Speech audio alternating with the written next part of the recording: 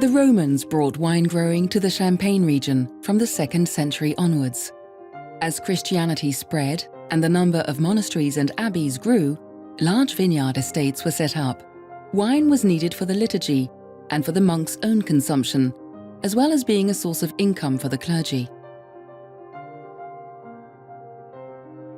Champagne wines quickly became well known both in the kingdom and beyond, highlighted by the coronation of the French kings in Reims Cathedral, following the precedent set by the baptism of King Clovis here in the 5th century, and promoted by the large medieval fairs held in the region. Champagne wines were still wines until the early 18th century, although their tendency to sparkle had already been noted.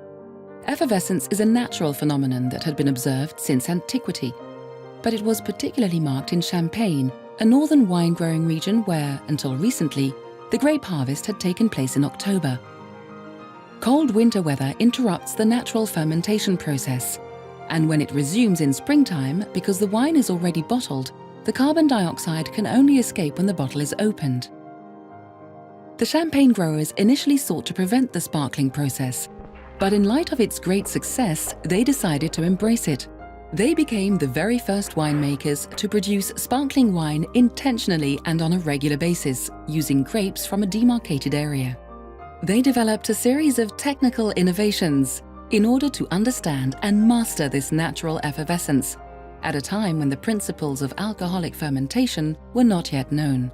Presses and tailored pressing methods, balanced blending, second fermentation, riddling, disgorgement and corking techniques and equipment, and so much more, were all invented in Champagne, developed to produce the world's first sparkling wine. From the early 18th century, the so-called devil's wine found favor both with the royal court and the nobility. Champagne trading houses immediately began to appear in the region and were soon successful in conquering new markets.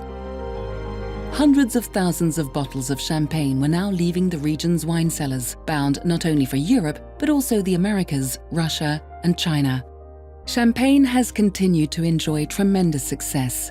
It has become a worldwide symbol of luxury, parties, celebrations, and pleasure, thanks to its natural sparkle, and because it is consumed by the elite, particularly the intellectual and artistic crème de la crème, on special occasions.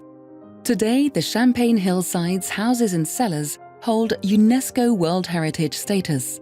In recognition of the uniqueness of the growing region, the wine growers' expertise passed on from one generation to the next, and the technical and agro-industrial heritage designed and developed in order to produce this unique wine, which is now exported worldwide.